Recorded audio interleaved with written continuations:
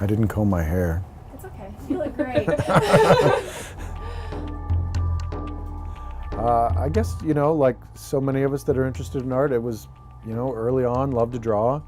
So I was always drawing all through elementary school and middle school, and, took art all through high school.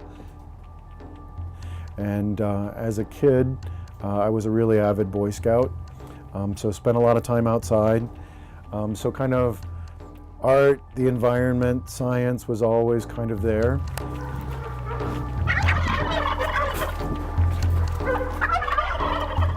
We have other lives too, so my wife teaches and I'm a professor, and being efficient about how we do stuff is really the only way we can get as much work done on the farm as we can. So it became a pretty logical goal for us to design a farm from kind of the ground up, making our own decisions about how it's laid out and how we set up the fields, and having a farmhouse that kind of supported the lifestyle. I mean, I almost went to vet school, so I was always enamored with animals. My wife and I met while we were on study abroad in Aberdeen, Scotland for the year. And while we were there, we traveled the Highlands and became enamored with the sheep and cattle of Scotland. It was kind of a natural fit for us to kind of, once we were married, started having animals, and started with a few sheep. So our first farm in North Carolina, we literally started with like a box of chickens, so like 25 chickens, a handful of rabbits, and then we debated long and hard about what kind of sheep to get. As the farm grew from just a handful of sheep, and then once the flock got to a certain point, we started butchering and eating our own meat. So kind of the ethic of homegrown meat, and our garden was growing at the same time, so figuring out how to garden and grow more of our food. So we started to really understand the contrast between especially ethically grown grass-fed meat versus industrial meat and large-scale meat with industrialized breeds.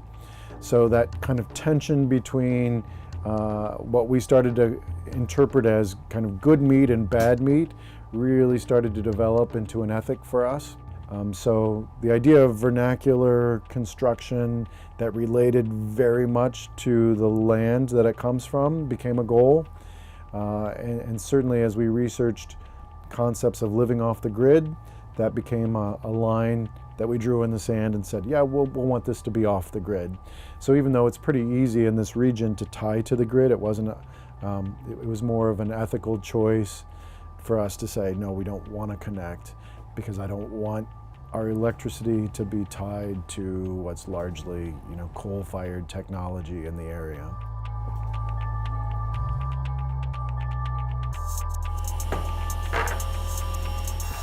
No, never had built a house before. Kind of the mental space for it. I'd built some furniture before and kind of got into the mental space of like, hey, this is kind of like a big giant piece of furniture, right? We knew we wanted to build our own place, and then it started to open up the questions about, well, what kind of house? The idea of localized was really important.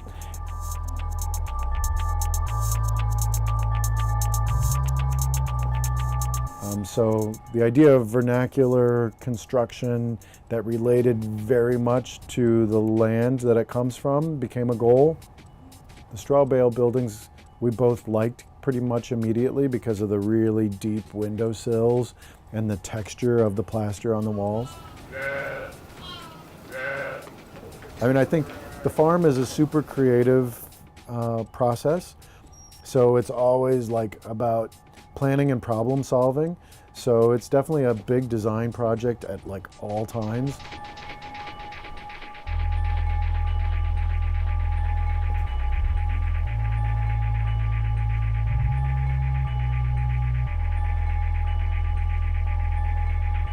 We've built a lifestyle that's responsive to the weather in certain kinds of ways. Because a lot of folks hear what we do, and without having seen the house, they get out and one of their first kind of surprise questions.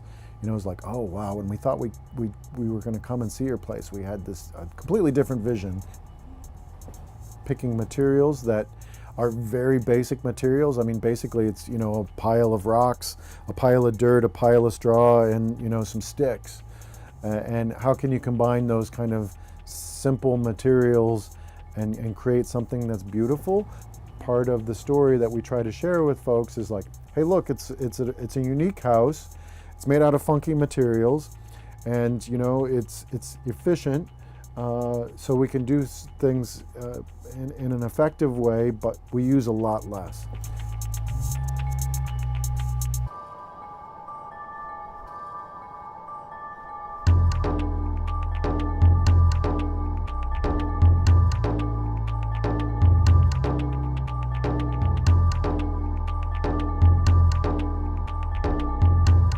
I wouldn't say all farmers are artists per se, but I think there is an artistic element. I mean, in terms of an aesthetic. So as you get to know farmers and you see what they're doing, there is definitely a highly visual component. You know, the creativity for a lot of folks is more pragmatic problem solving, which puts them into a good design frame of like building interventions, building tools, building fences, building structures, you know, thinking about, again, that flow of work and energy and water and food, animals, how that all kind of intersects in the space that is the farm is really creative.